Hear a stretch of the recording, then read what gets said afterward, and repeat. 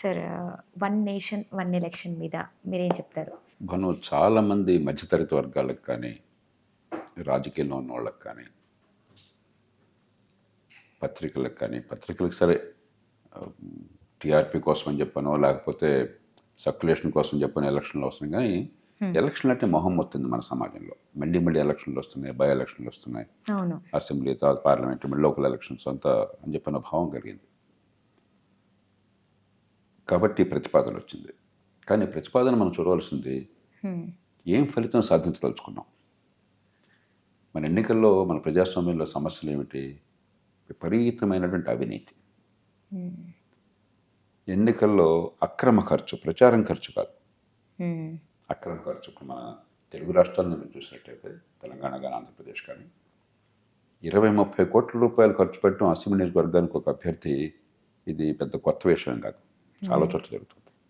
కొన్ని చోట్ల 40-50 కోట్లు కూడా పెట్టారని చెప్పి అంటున్నారు. మరి అంత డబ్బు అక్రమంగా ఖర్చు పెట్టిన తర్వాత ఓట్ల కొనుగోలు కోసం అని చెప్పని, మరి మన పేద దేశం సంపాదించాలి. వీళ్ళు ఎవరొకరు కుటుంబాలను తాకట్టు పెట్టి దేశం మీద ప్రేమతో డబ్బు ఖర్చు పెట్టడం కాదు కదా. కొద్దిమంది అలా చేస్తుండొచ్చు, ఆ శక్తి ఉండొచ్చు, అలా చేస్తుండొచ్చు, కానీ అది సాధ్యమే పని కాదు. అధికార కేంద్రీకరణ అంతా రాష్ట్రం చుట్టూ తిరుగుతుంది. రాష్ట్ర ముఖ్యమంత్రి మొత్తం నిరంకుశం. మరి ఏ పార్టీ ఉన్నా సరే, ఏ రాష్ట్రమైనా సరే, స్థానిక ప్రభుత్వాలు నిర్వీర్యం అయిపోయినాయి. ప్రజలకి సేవలు అందట్లేదు. దాంతో ఏమవుతుంది? తాత్కాలికమైన తాయిలాలు. ఎన్నికల్లో ఏదో రకంగా మరి ప్రజల ఓటు కావాలి కదా, ప్రజల్ని మాయబుచ్చాలి కదా. కాబట్టి తాత్కాలికమైన వ్యక్తిగతమైన సంక్షేమం, దేశ దీర్ఘకాలిక ప్రయోజనాలు పక్కన పెట్టి వీటిలో ఏ సమస్యని ఇది పరిష్కారం చేయట్లా. ఏదో ఒకటి చేద్దాం, రాజకీయం బాగోలేదు, చికాకుగా ఉంది, ఏదో ఒకటి చేద్దాం అన్న కోరికే తప్ప ఏం చేస్తున్నాం, ఈ రోగానికి మందు ఇస్తున్నావు లేదని ఆలోచన లేదు. మనకి సంస్కృతంలో ఒక సామెత ఉంది, పృష్ఠతాళన దంతభంగ అని చెప్పని. మనకి పంటి నొప్పి వచ్చిందనుకోండి, డాక్టర్ దగ్గరికి పోతే వాడు వెనక తిరిగి నుంచోరా అని చెప్పని బాగా చాచి కాలుతో తన్నాడు అనుకోండి, పంటి నొప్పి పోతుందా? పంటి నొప్పికి పంటి వైద్యం ఇవ్వాలి. పంటి నొప్పి పోయేది నడు విరిగితే ఎట్లా? సమస్య ఏంటంటే ఈ వన్ నేషన్ వన్ ఎలక్షన్ ప్రతిపాదన వల్ల నష్టం ఏంటని నేను అడగచ్చు. నష్టం ఏంటంటే ఇప్పటికే మన ప్రజలకి 180-90 మందికి పంచాయతీకి, మున్సిపాలిటీకి, అసెంబ్లీకి, పార్లమెంటుకి తేడా తెలియదు. నేను మాట చాలా బాధతో అంటున్నాను. అన్ని చోట్ల ఒకే రీతిని ఓటేస్తారు. మీరు గమనించినట్టయితే ఏ రీతిని ఓటేస్తారు? రాష్ట్రంలో ప్రభుత్వం, ఉదాహరణకి ఇవాళ తెలంగాణలో కాంగ్రెస్ ప్రభుత్వం ఉన్నది, రేవంత్ రెడ్డి గారి నాయకత్వం ఉన్నది, అది బాగానే ఉంది అనుకుంటే అన్ని చోట్ల ఆ పార్టీకి ఓట్లు పడతారు. 190 మంది, అందరూ 100 మంది అంటలా, 180-90 మంది. బాగోలేదన్న భావం కలిగితే వ్యతిరేకంగా పడతారు. మరి అసెంబ్లీ పని వేరు, పార్లమెంటు పని వేరు, స్థానిక ప్రభుత్వం పని వేరు. మనం ప్రజలకు మరింతగా ఈ ఓటేమిటి, ఎవరికి ఓటేస్తున్నాం, ఎందుకు వేస్తున్నాం, దానివల్ల ఏం జరుగుతుంది అర్థమయ్యేట్టుగా ప్రజాస్వామ్యం ఉండాలా. ఏదో ఒకటి ఒక పెళ్లిలాగా తతంగం అయిపోయింది, ఒక ఎన్నిక అయిపోయింది, కానిచ్చే ఇప్పుడు ఆలోచన కనిపిస్తుంది. ఏదో ఎన్నిక కానిచ్చేస్తే పోలే, ఎందుకు? ప్రజల్లో అవగాహన పెంచని ఎన్నికలు, ప్రజల్ని మరింత తికమకు గురి చేసే ఎన్నికల్లో మరింత చెడు జరుగుతుంది. అందుకని దీనిలో ఆలోచన కంటే ఆవేశం కనిపిస్తున్నది. ఖచ్చితంగా ఎన్నికల్లో సంస్కరణలు కావాలి, కానీ ఎన్నికల్లో ప్రజాస్వామ్యాన్ని బాగు చేసే ప్రక్రియ కాదు ఇది. ఏదో ఒకటి చేద్దామన్న ప్రక్రియ.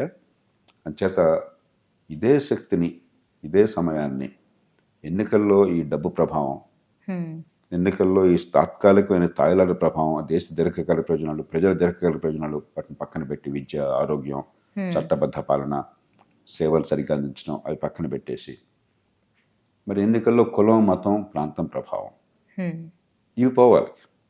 దానికి పరిష్కారాలు ఉన్నాయి. ఈ శక్తిని దానికి పెట్టినట్లయితే ఎందుకంటే తేలిగ్గా ఈ దేశంలో మంచి మార్పులు సాధించవచ్చు. ఇప్పుడు దీన్ని పార్లమెంట్లో అయితే ప్రవేశపెట్టారు. దీన్ని స్పీకర్ జేపీసీ కమిటీకి కూడా పంపడం అయితే జరిగింది. మరి ఇది లోక్సభలో కానీ రాజ్యసభలో కానీ ఆమోదం పొందుతుందంటారా? సంఖ్యాబలం మీకు తెలుసు, నాకు తెలుసు.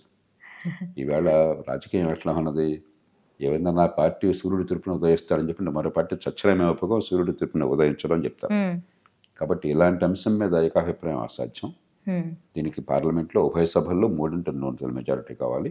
హ్మ్. అది మనకి ఏ రకంగానూ కనిపించట్లేదు. హ్మ్. అసలు జమిలీ ఎన్నికల గురించి మీరేం చెప్తారు? ఇది సాధ్యమేనంటారా? నేను చెప్పాను ఒకటి, చాలా పార్లమెంట్లో ఇది జరగదు. హ్మ్. 2 ఒకవేళ జరిగినా కూడా రేపొద్దున మళ్ళీ ఎక్కడో చోట రాష్ట్రమో, జాతీయ స్థాయో, శాసనసభో, లోక్సభో హ్మ్. మధ్యలో రద్దయి మధ్యంతర ఎన్నికలు అవడం ఎప్పుడైనా, ఎందుకంటే మన వ్యవస్థలో అంతర్భాగం అది. హ్మ్. మొదట్లో అసెంబ్లీకి, లోక్సభకి ఒకేసారి ఎన్నికలు జరిగేవి 52లో, 57లో. ఓకే. కాలక్రమేణా ఎందుకు వేరుపడినాయి? తెలంగాణ తీసుకోండి. హ్మ్. 2018లో కేసీఆర్ గారు అసెంబ్లీని రద్దు చేయించి ఎన్నికలకు వెళ్ళేదాకా అసెంబ్లీ, లోక్సభ కలిసి జరిగినాయి. ఇప్పుడు ఓకే. వేరువేరుగా జరుగుతున్నాయి. హ్మ్. కాబట్టి అది మన వ్యవస్థలో అనివార్యమైన భాగం. హ్మ్. దానికి పరిష్కారం ఏం చెప్తున్నారు? అలా జరిగినట్టయితే మళ్ళీ జరిగే ఎన్నిక కేవలం మిగతా కాలానికి మాత్రమే, 2 ఏళ్ళు మిగితే 2 ఏళ్ళకి మాత్రమే. మళ్ళీ ఆ తర్వాత 2 ఏకకాలంలో జరుగుతాయి అసెంబ్లీ, లోక్సభ అని. అంటే హ్మ్. ఎన్నికలు మళ్ళీ మళ్ళీ జరగకుండా ఎన్నికలు మళ్ళీ మళ్ళీ జరుపుతాం అంటున్నారు. హ్మ్. అది. కాబట్టి ఇది పెద్దగా ఆలోచించి చేసింది, ఏదో ఒకటి చేయాలని చెప్పని చేస్తున్నారు. ఆలోచన లేదు. కాబట్టి ఇప్పుడు వీలున్నంత మేరకు ఎన్నికల్ని మరీ వేరువేరుగా 3 నెలలకోసారి జరగకుండా చేయాలని చెప్పి అంటే సాధ్యం. ఉదాహరణకి 5 ఏళ్లలో మనం వీలున్నంత మేరకు అన్ని చోట్ల సాధ్యం కాకపోయినా కూడా హ్మ్. ఒక 2 ఏళ్ల తర్వాత, 2.5 ఏళ్ల తర్వాత ఒక దేశం అంతా కూడా ఎన్నికలు వీలున్నంత వరకు జరిగే ఏర్పాటు చేద్దాం అనుకుంటే పెద్ద కష్టం కాదు. కొన్ని రాష్ట్రాలు సాధ్యమే కాకపోయినా కూడా చాలా రాష్ట్రాలకు అది సాధ్యమయ్యేట్టు చేయొచ్చు. హ్మ్. అట్లాగే బై ఎలక్షన్లు ఉన్నాయి. బై ఎలక్షన్లు లేకుండా కూడా చేసుకోవచ్చు. మనం కనుక కొంచెం మార్పులు చేసినట్టయితే, మరి అసెంబ్లీ బై ఎలక్షన్ అయినట్టయితే మీరు స్థానిక ప్రభుత్వాల నుంచి, ఆ ప్రాంత నాయకుల నుంచి బై ఎలక్షన్లో భర్తీ చేయడానికి ఏర్పాటు చేయొచ్చు. ఓకే. లోక్సభ బై ఎలక్షన్ అయినట్టయితే హ్మ్. మళ్ళీ బై ఎలక్షన్ జనంలోకి వెళ్ళాల్సిన అవసరం లేకుండా అక్కడ అసెంబ్లీ నుంచి మనం భర్తీ ఏర్పాటు చేసుకోవచ్చు. రకరకాల మార్గాలు ఉన్నాయి ఏకాభిప్రాయం ఉంటే. హ్మ్. ఇవి అవును. చిన్న చిన్న విషయాలు. కాబట్టి దానికి పరిష్కారాలు వెతికి, అంతకంటే ముఖ్యమైనది అసలు ప్రజాస్వామ్యాన్ని బాగు చేస్తున్నామా లేదా? హ్మ్. ప్రజలకి ఓటు ఎక్కడ వేస్తున్నామో, ఎందుకు వేస్తున్నామో అవగాహన లేని సందర్భంలో అవగాహన పెంచాలా? ఏదో ఒక రకంగా తతంగం ముగించాలా? నా మౌలికమైన ప్రశ్న అది.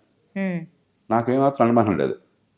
ప్రజాస్వామ్యం గురించి అవగాహన లేకపోవటం పెద్ద తప్పేం కాదు. ఎందుకంటే కొత్తగా వచ్చింది, విద్య పెద్దగా లేదు, అధికార కేంద్రీకరణ ఉంది, ఎవరికి ఎట్టేస్తున్నా అర్థం కాకుండా ఇప్పుడు చూడండి, మా వీధి కుళాయికి పార్లమెంట్కి సంబంధం లేదు కదా. హ్మ్. వీధిలో మంచినీళ్ళు మున్సిపాలిటీ చూడాలి, అవును. పక్కన ఉన్నటువంటి మున్సిపల్ రోడ్డు మున్సిపాలిటీ చూడాలి. హ్మ్. అలాగే రాష్ట్రంలో విద్య కానీ, ఆరోగ్యం కానీ, చట్టబద్ధ పాలన కానీ, శాంతి భద్రతలు కానీ, అట్లాగే మౌలిక సదుపాయాలు అని రాష్ట్ర ప్రభుత్వం చూడాలి. హ్మ్. అలాగే జాతీయ స్థాయి చూసే పనులు వేరు. అవును. అలా కాకుండా మీరు లోక్సభకు ఓటేస్తూ మీరు ఇక్కడ మా వీధిలో కొళాయి సరిగ్గా పనిచేయట్లేదు, వీధి దీపం పనిచేయట్లేదు అని చెప్పి ఓటేశారనుకోండి, హ్మ్. దానివల్ల ఫలితం రాదు.